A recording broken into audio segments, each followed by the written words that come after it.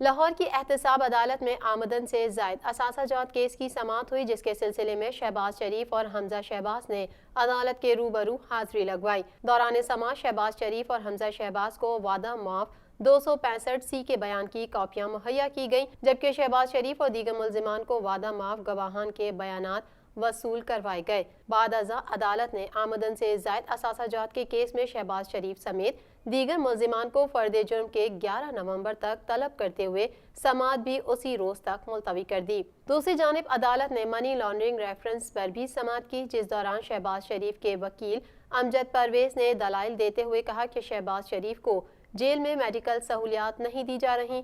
उनकी medical history के मुताबिक उनको सहूलियात नहीं दी जा रही। दौरान समाअत शहबाज शरीफ ने अदालत में दलाइल देते हुए बताया कि मुझे बख्तरबंद गाड़ी में पेश किया गया और मैं गाड़ी में लेट कर आया हूँ, जबकि जेल में भी ज्यादा वक्त लेट कर गुजारता हूँ। मेरी गुजारिश है कि मुझे फिजियोथेरापिस्ट दिया जाए। बाद अज़ा अदालत ने केस पर मजीद समाअत 11 नवंबर तक मुलतवी करते हुए शहबाज शरीफ और उनके साहबजादे हमजा शहबाज के जुडिशल रिमांड में 11 नवंबर तक तौसी कर दी।